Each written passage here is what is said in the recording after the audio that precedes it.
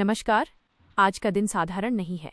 आज आकाश से पुष्प वर्षा हो रही है, सरयू की लहरें नाच रही हैं और चराचर जगत में एक ही नाम की गूंज है, राम।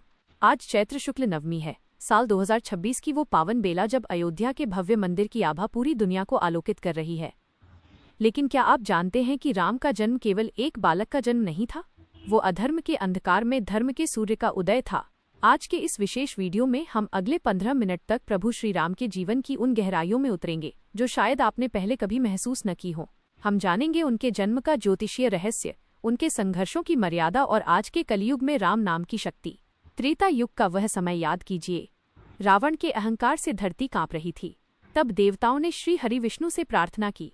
वाल्मीकि रामायण कहती है कि जब चैत्र मास की नवमी तिथि आई तो ग्रहों ने एक अद्भुत संजोग बनाया। सूर्य अपने परम उच्च स्थान पर थे, 5 ग्रह अपनी उच्च राशि में विराजमान थे और कर्क लग्न उदय हो रहा था। दोपहर के ठीक 12 बजे जब न धूप थी न छाया, तब माता कौशल्या के नंदन प्रकट हुए। ज्योतिष शास्त्र के अनुसार ये ग्रहों की ऐसी स्थिति थी जो एक अजेय और मर्यादा से बंधे व्यक्तित्व का निर्माण करती है। अयोध्या की गलियों में सोहर गाए जाने लगे, भय प्रगट कृपाला दीन दयाला कौशल्या हितकारी। राम का जन्म हमें सिखाता है कि जब पाप का घड़ा भर जाता है तो ईश्वर स्वयं मर्यादा का मार्ग दिखाने धरती पर आते हैं। राम को भगवान से पहले मर्यादा पुरुषोत्तम कहा जाता है। पुरुषोत्तम यानी पुरुषों में उत्तम। उनका जीवन फूलों की सेज नहीं था। जिस राजकुमार का कल सुबह राज्याभिषेक होना था, उसे रात में ही 14 वर्ष के वनवास की सूचना मिलती है। लेकिन क्या राम रोए? क्या उन्होंने पिता के प्रति क्रोध व्यक्त किया? नहीं, उन्होंने हंसते हुए वल्कल वस्त्र धारण किए। ये संदेश था आज की पीढ़ी के लिए कि स्थितियां आपके हाथ में नहीं होती, लेकिन आपका व्यवहार आपके हाथ में होता है। वनवास में राम ने महल की सुख सुविधाओं को नहीं ढूंढा, उन्होंने रास्ते में आने वाले हर दीन दुखी को गले लगाया। उन्होंने केवट को मित्र कहा, कोल भीलों को अपनाया और शबरी के जूठे बेर खाकर प्रेम की उस ऊंचाई को छुआ जिसे बड़े बड़े विद्वान भी नहीं छू पाए। राम का संघर्ष हमें बता है कि बड़ा वो नहीं जो राज सिंहासन पर बैठता है, बड़ा वो है जो त्याग की अग्नि में तपकर कुंदन बनता है। राम कथा अधूरी है उनके सबसे प्रिय भक्त हनुमान के बिना। हनुमान जी सिखाते हैं कि समर्पण क्या होता है। समुद्र पर सेतु बांधते समय जब वानर सेना पत्थरों पर राम लिख रही थी तो पत्थर तैरने लगे। यह वैज्ञानिक चमत्कार से बढ़कर विश्वास का चमत्कार था। राम नाम की महिमा ऐसी है कि स्वयं प्रभु राम भी अपनी महिमा का पार नहीं पा सके।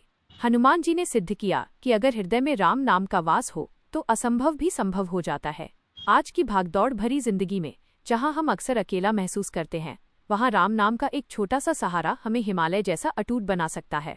हनुमान जी की भक्ति हमें सिखाती है कि शक्ति का असली उपयोग सेवा में है, अहंकार में नहीं। अक्सर हम सुनते हैं राम राज्य। क्या है यह राम राज्य? तुलसीदास जी ने लिखा था, दैहिक दैविक भौतिक तापा, राम राज नहीं काहू ही व्यापा। अर्थात एक ऐसा समाज जहां न कोई बीमारी हो, न कोई गरीबी और न ही कोई मानसिक कष्ट। आज 2026 में जब हम तकनीक और आधुनिकता के युग में जी रहे हैं, राम के सिद्धांत और भी प्रासंगिक हो गए हैं।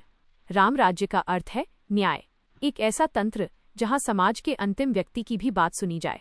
अगर हम अपने कार्य क्षेत्र में ईमानदार हैं, अपने माता पिता का सम्मान करते हैं और समाज के प्रति अपनी जिम्मेदारी समझते हैं, तो यकीन मानिए हम अपने भीतर राम राज्य की नींव रख रहे हैं। राम एक धार्मिक पहचान से कहीं ऊपर एक श्रेष्ठ जीवन जीने का मार्ग है। तो इस रामनवमी पर जब अयोध्या दीपों से जगमगा रही है, आइए हम भी अपने मन के मंदिर में एक दीपक जलाएं। यह दीपक हो करुणा का, सत्य का और साहस का। याद रखिए, रामनवमी सिर्फ कैलेंडर की एक तारीख नहीं है, ये एक अवसर है खुद को फिर से खोजने का। अपने भीतर के रावण यानी अपने क्रोध, लालच और अहंकार को सरयू की लहरों में विसर्जित कर दें और राम के धैर्य को अपनाएं। आप सभी को रामनवमी के इस महापर्व की कोटि कोटि शुभकामनाएं। प्रभु का आशीर्वाद आपके और आपके परिवार पर सदा बना रहे। मेरे साथ प्रेम से कहिए, सियावर रामचंद्र की जय। जय श्री